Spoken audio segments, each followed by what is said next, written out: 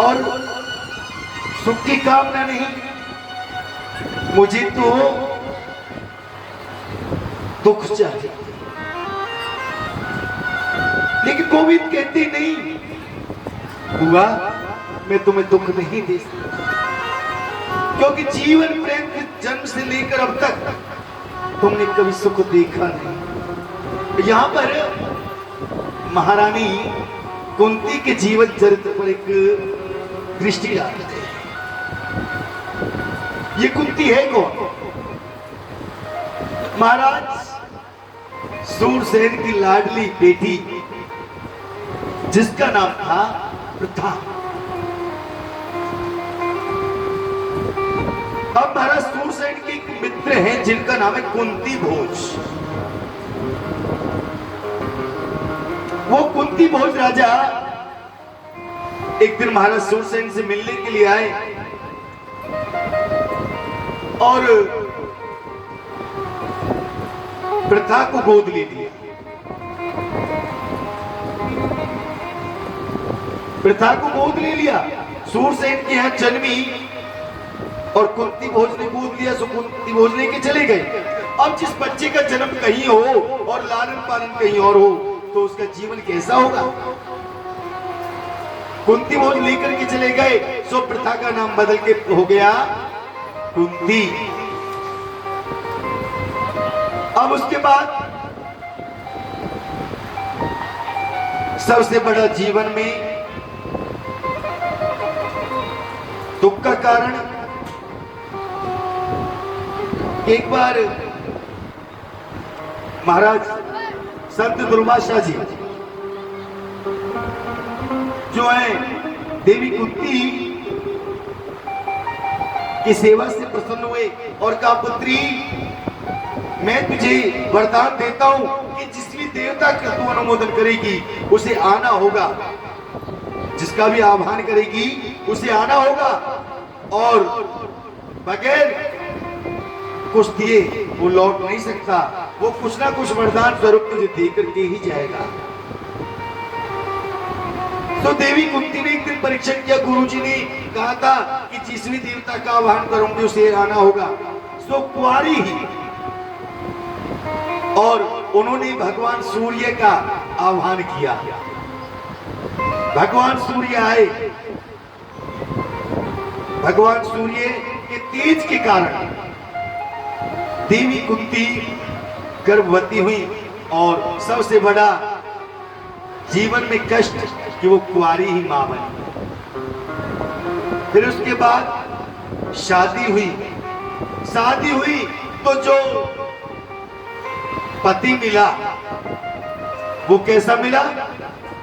वो भी पीलिया का मरीज, जन्म से पीलिया का मरीज, और जिसे श्राप लगा है यदि संसर्ग के इच्छा से और किसी भी स्त्री के पास जाते हो तत्काल मृत्यु हो जाएगी। वो तो भला हो संत दुर्वासा का कि जो जिन्होंने और उन्हें ऐसे मंत्र बतलाए कि जिनके माध्यम से जिस भी देवता का आह्वान करते वो आता और कुछ ना कुछ देकर के जाता। देवी कुंती से धर्मराज के माध्यम से युधिष्ठिर, पवन देव के माध्यम से भीम और इंद्र के माध्यम से अर्जुन। पांडु की दूसरी पत्नी है माधवी। अब तो देवी कुंती ने अश्विनी कुमारों का भी आह्वान किया और उनके माध्यम से जो पुत्र हुए उनका नाम है, जो माधवी से हुए, नकुल और सहदेव। अब पांच फिर उसके पश्चात एक दिन और राजा पांडु अपनी इंद्रियों को सीमित नहीं कर पाए, माधवी के पास गए और तत्काल मृत्यु को प्राप्त हो गई। माधवी उनके साथ में सती हुई। अब पांच बालकों का लालन पालन किसके ऊपर आ गया? कुंती के ऊपर। एक स्त्री और पांच बालकों का लालन पालन, और उनको भी मारने के लिए 100 कौरव पुत्र प्रति क्षण और मौका देखते कि कैसे मारे। खीर में जहर मिला करके मारे, पानी में डुबा करके मारे, लाक्षागृह ग्रह में जला करके मारे। उसके पश्चात 12 वर्ष का वनवास, 1 वर्ष का अज्ञातवास, युद्ध क्रीड़ा जिसमें कुल वधु का चीरहरण, ये महाभारत का संग्राम। सो आपने तो देखा, आपने सब देखा ही कहा है। ये समय जन्म से लेकर अब तक तो आप दुख का ही अनुसरण करती आई हैं। मैं आपको दुख नहीं दे सकता। गोविंद वह दुख पे, वह सुख पर दूर पड़े जो प्रभु को नाम बुलावे, और बलिहारी वह दुख की जो पल पल नाम जपावे। मैं उस दुख पर दूर डालती हूं जो तुम्हारी विस्मृति करा देता, तुम्हें भुला देता, जिस दुख का अनुमोदन करके जीव तुम्हें भूल जाता है। और उस दुख पर बार बार बारी बारी जाती हूं जिस दुख में, सुनो, सुख में किसका स्मरण होता है? होता है किसी का? दुख में किसका होता है? राम ना निकले तो हे राम, कांटा भी लगे तो किसका नाम निकलता है? हे राम।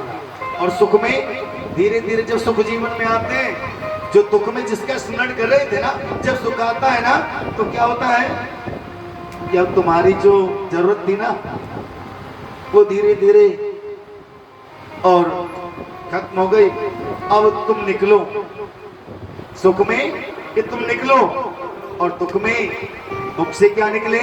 हे राम। सो बलिहारी किस पर जाना है? उस दुख पर। यानी कि वो दुख उन सुखों से प्यारे, क्योंकि विपदों ने विपदा, कि विपत्ति को विपत्ति नहीं कहते, संपत्ति को संपत्ति नहीं कहते। जिसमें तुम्हारी विस्मृति हो जाए, जिसमें तुम्हें भूल जाए, वो सबसे बड़ी विपत्ति है। और संपत्ति क्या है? तुम्हारा स्मरण होना, तुम्हारा कीर्तन होना, तुम्हारा सत्संग होना, तुम्हारा भजन होना, और तुम्हें अपनाना, ये सबसे बड़ी संपत्ति है। इसलिए मुझे सुख नहीं चाहिए, मुझे दुख चाहिए। आज कुंती के सन्मुख और भगवान को झुकना पड़ा। ठीक है, तुम्हें दुख चाहिए तो दुख ले लीजिए। श्री सूत जी कहते हैं, सौनक अब तो दूसरी तरफ, और भगवान जाने लगे। तो जानते हैं, जब जाने लगे तो युधिष्ठिर आदि से और विदा मांगी, लेकिन युधिष्ठिर के सामने आज भी, और कृष्ण कौन है? कृष्ण है बालक। कृष्ण कौन है? बालक है युधिष्ठिर के सामने। जब विदा मांगी तो युधिष्ठिर मन में सोचने लगे कि कृष्ण को, कृष्ण भी बालक है। सो अर्जुन को कहा तुम्हें कृष्ण के साथ जाना है, इनको विदा करके आना है। मन में सोचा इतना धन और लेकर के जा रहे हैं, को रास्ते में चोर डाकू लुटेरा लूट लेगा। सब कृष्ण के प्रति अभी वो भाव नहीं। कृष्ण को बालक मानते हैं युधिष्ठिर, एक साधारण पुरुष। सो विचलित हुए बैठे। सो उससे पहले भगवान ने मन में सोचा कि सम्राट बन गए सारी पृथ्वी के युधिष्ठिर। युधिष्ठिर सारी पृथ्वी के सम्राट बन चुके हैं, लेकिन मन में अभी भाव क्या है कि इतना रक्तपात हुआ, इतने बड़े बड़े वीर योद्धा वीर गति को प्राप्त हुए, ना जाने कितनी माताएं निपुति हो गई, कितनी ही सुहागन स्त्रियां वेदत्व को प्राप्त हो गई, कितनी ही और हिंसा मेरे कारण हुई। इन सब की मृत्यु का कारण कौन है? इन सब के दुखों का कारण कौन है? युधिष्ठिर ने मन में सोचा, ये सब मेरे कारण हुआ है। अब सम्राट बन करके इस पृथ्वी पर सम्राट राजा बन करके सारी पृथ्वी को जीत करके मुझे क्या मिला? सारे कौरव भाई जो मेरे और भाई थे वो सब वीर गति को प्राप्त हो गए। अब मैं यदि राजा बन भी गया तो समस्त ऐश्वर्यों को पाकर के करूंगा क्या? भगवान ने सोचा, महाभारत युद्ध के समय कुरुक्षेत्र के बीच में छोटा भाई रूठ करके बैठ गया था, कैसे बाण चलाऊं अपनों पर। सो उसको गीता का उपदेश किया। लेकिन युधिष्ठिर को यदि मैं उपदेश करता हूं तो मैं युधिष्ठिर की दृष्टि में अभी बालक हूं, सो ये मेरे उपदेश को नहीं जान पाएगा। और ना ही देखो बताने वाले के प्रति और जब तक सम्मान ना हो, श्रद्धा ना हो, तब तक वो ना जमने वाली बात नहीं। भगवान ने सोचा कैसे होगा, तो भीष्म के द्वारा, क्योंकि अभी 52 दिन हो गए और कहां पड़े हैं वो? युद्ध के मैदान में बाणों की सैया पर। अभी उनके शरीर में और श्वास वायु है, प्राण शेष बचे, इच्छा मृत्यु का वरदान जो है अब उन्हीं के माध्यम से, यानी कि भीष्म के माध्यम से इनको ज्ञान उपदेश करेंगे तो ये जानेंगे।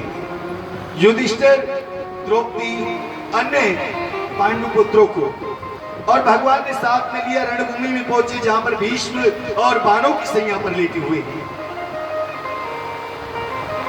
जाकर के प्रणाम किया, पितामह मैं आपको प्रणाम करता हूं, आपके पुत्र पांडव आए हैं, इन्होंने कौरवों पर विजय प्राप्त की है और इन्होंने और ये समस्त भारत के सम्राट बन गए हैं, आपसे राजनीतिक शिक्षा ग्रहण करने आए हैं, सो आप इनको राजनीतिक शिक्षा दीजिए ना। सो भीष्म ने देखा, प्रणाम किया कि हे केशव, आप मेरी मृत्यु को सुधारने के लिए मेरे अंतिम समय में और सन्मुख आए हैं। प्रणाम करता हूं कि मेरी मृत्यु को संवारने के लिए स्वयं भगवान चल करके आए हैं। बड़े बड़े योगी, बड़े बड़े तपस्वी, जिनकी हो का पूरा जीवन योग साधना में निकल जाता है, जिनकी और ध्यान में भी कभी गोविंद नहीं आते, और अंतिम समय बड़े बड़े ऋषि मुनि महात्माओं को भगवान का भजन करते करते एक एक क्षण उनका भगवान के भजन में निकलता है। लेकिन अंतिम समय ऐसा आता है कि उनके अंतिम समय में ही और भगवान का नाम उनके मुख से नहीं निकल पाता है। हाँ? जिसके लिए पूरा जीवन भक्ति की, साधना की, वही साधना, वही भक्ति, वही राम नाम, अंतिम समय में उसकी विस्मृति हो जाती है, और यदि स्मृति बनी रहे तो अंतमति सुगति हो जाती है। आचार्य श्री सूत जी कहते, सुनो, युधिष्ठिर की तरफ देखा, समस्त पांडवों की तरफ देखा और कहा, पुत्र, राजनीति की सबसे बड़ी शिक्षा यही है कि अपने सामने अपराध होते हुए नहीं देखना चाहिए। यदि तुम्हारे सामने कोई अपराध हो रहा है तो उसका डट के सामना करना चाहिए और उस अपराध का तुम्हें विरोध करना चाहिए, यदि तुम सामर्थ्यवान हो। इतनी बातें ही भीष्म पितामह के मुख से निकली थी कि वहां पर द्रौपदी भी तो खड़ी है ना, द्रौपदी भी आई है। द्रौपदी की हंसी छूट गई, द्रौपदी जोर जोर से हंसने लगी, और जैसे हंसने लगी तो भीष्म पितामह ने और दृष्टि टेढ़ी करके देखा, टेढ़ी करके देखा तो द्रौपदी हंस रही। द्रौपदी तत्काल शांत हो गई, क्योंकि भीष्म पितामह की दृष्टि का, टेढ़ी दृष्टि का कोई सामना कर सके, सामना कोई कर सके, ऐसा किसी में कोई साहस नहीं। द्रौपदी ने देखा, शांत हो गई। भीष्म पितामह ने पूछा, क्या हुआ? बोलो, क्या हुआ? क्यों हंसी? बोले, नहीं नहीं पितामह, कोई बात नहीं, वैसे ही हंसी आ गई। भीष्म पितामह बोले, सुनो, तुम कुलवंती नारी हो, तुम कौन हो? कुलवंती नारी और एक राजा की पत्नी, कुरुकुल श्रेष्ठ एक महारानी और कुलवंती नारी, और बेवजह हंसे, बिना कोई कारण हंसे, ऐसा हो नहीं सकता। क्या बात है, बोलो। द्रौपदी कहने लगी, पितामह आज बड़ा ज्ञान उपदेश कर रहे हो, आज बड़ा ज्ञान उपदेश कर रहे हो कि अपराध होते हुए नहीं देखना है और उसका डटकर के सामना करना। यदि तुम सामर्थ्यवान हो तो उस अपराध को रोकने का प्रयास करो। क्या आपने इन बातों का अनुमोदन किया पितामह? कभी आपने इन बातों को जानने का प्रयास किया, अपने जीवन में अपनाया?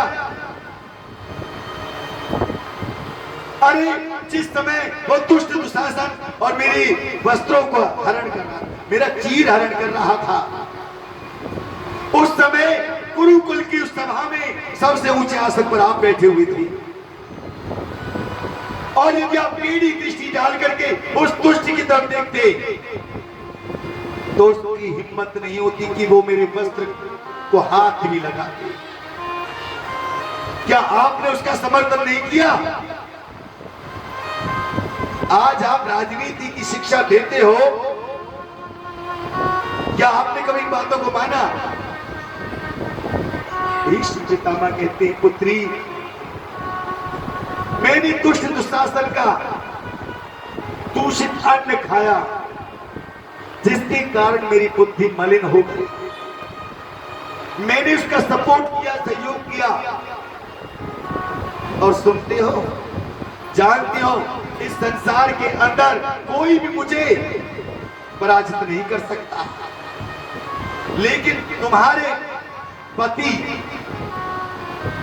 अर्जुन ने मेरे शरीर में इतने बाण मारे कि 52 दिन हो गए, मुझे इस बाणों की सैया पर एक एक रक्त की बूंद मेरे शरीर से निकल चुकी है। 100 बिच्छुओं के काटने से जितनी पीड़ा होती है ना, पल पल मुझे उस पीड़ा का आभास होता है। उसी एक मुझे अपने पिछले 100 जन्मों की याद है पुत्री। मैंने अपने पिछले 100 जन्मों में कोई अपराध नहीं किया, केवल ये एक अपराध किया कि मैंने अपने सामने और तुम्हारे ऊपर अत्याचार होते हुए देखा। इसी एक अपराध के कारण 52 दिनों से मैं इस सैया पर पड़ा हूं, जबकि मुझे इच्छा मृत्यु का वरदान है। फिर भी सिर्फ एक अपराध, तुम्हारे अपराध के कारण, मैंने पिछले 100 जन्मों में कोई अपराध नहीं किया, लेकिन जब मेरा और ये जन्म बिगड़ा तो सिर्फ एक अपराध की मैंने अपने सामने तुम पर अत्याचार होते हुए देखा, जबकि मैं सामर्थ्यवान था। मैं सामर्थ्यवान था, उस अपराध को रोक सकता था, लेकिन नहीं रोका, और नहीं रोकने के कारण आज 52 दिनों से इससे यहां पर पड़ा हो।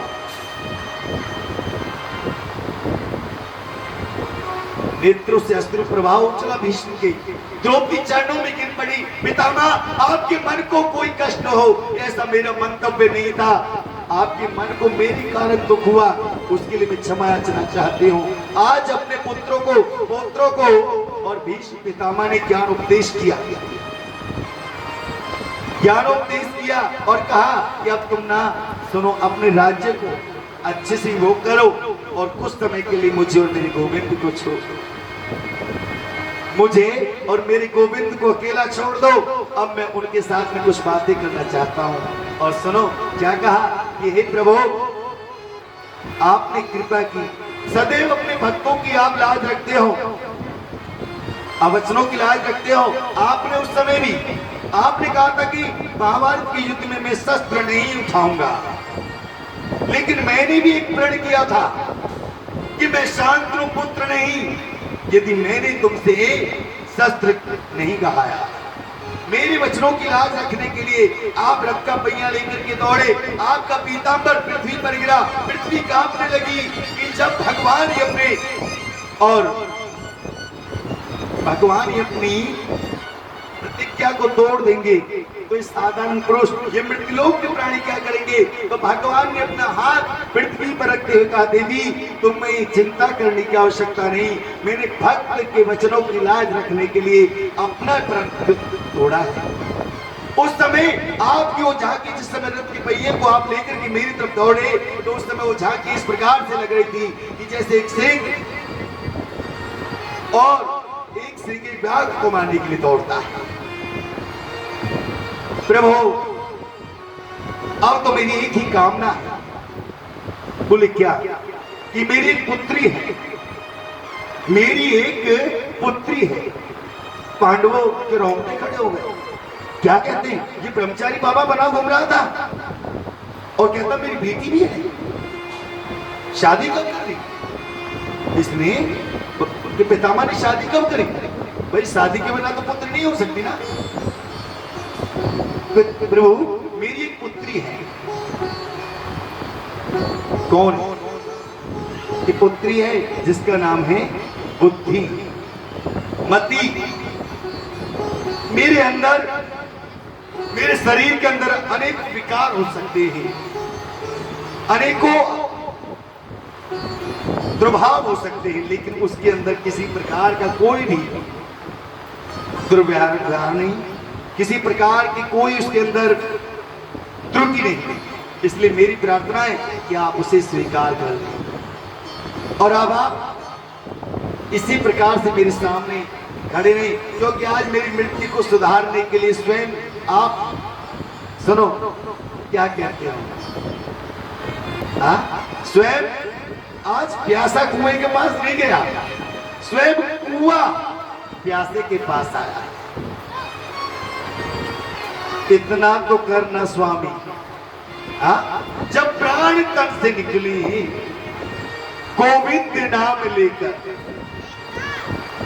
इतना तो करना स्वामी, जब प्राण तन से निकले। इतना तो